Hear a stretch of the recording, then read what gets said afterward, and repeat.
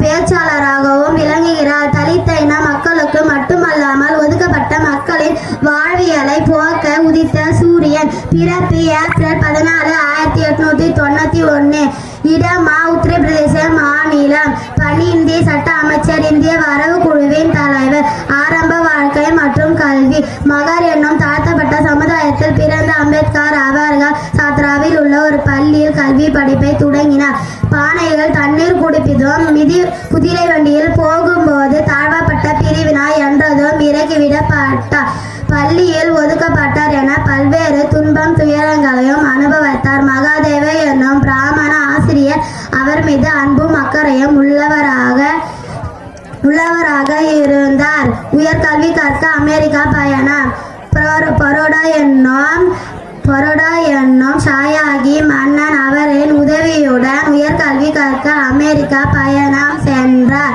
உயர்கல்வி கற்க அமெரிக்கா பயணம் சென்றவர் என இந்திய மரியாதையும் பெற்றார். கொலம்பியா பல்கலைக்கழகத்தில் சேர்ந்து பொருளாதாரம், அரசியல், தத்துவம் மற்றும் சமூகவியல் ஆகிய பாடங்களை கற்றார். கொலம்பியா பல்கலைக்கழகம் அவருக்கு டாக்டர் பட்டம் அளித்தது.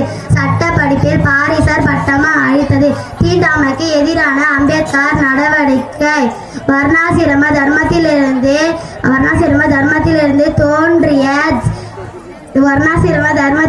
தோன்றிய ஜாதி அமைப்பையும் தீண்டாமை கொடுமைகளையும் எதிர்த்து தீவிரமாக போராட தொடங்கினார். 1927ஆம் ஆண்டு தீவிரமாக போராட தொடங்கினார். இறுதியில் 1955இல் புத்த மதத்தில் இணைந்தார். அம்பேத்கர் பொன்மொழிகள்.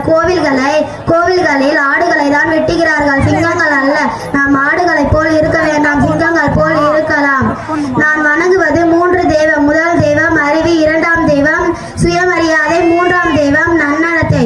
வெற்றியோ தோல்வியோ எதுவாயினும் கவலை வேண்டாம். யார் பாராட்டினாலும் பாராட்டவிட்டாலும் கவலை வேண்டாம். நம் திறமையும் நேர்மையும் வெளியாகும் போது பகைவனும் நம்மை மதிக்க தொடங்குவார். நீரிழிவு நோயை பாதிக்கப்பட்ட அம்பேத்கர் அவர்கள் 1955 உடல்நலம் மோசமாக ஆக தொடங்கினார். தனது வாழ்க்கையை தாழ்த்தப்பட்ட மக்களுக்காகவே பணிய வைத்த அம்பேத்கர் அவர்கள் 1956இல் தனது வீட்டில் உறங்கும் போது உயிர் நீத்தார். நன்றி, வணக்கம்.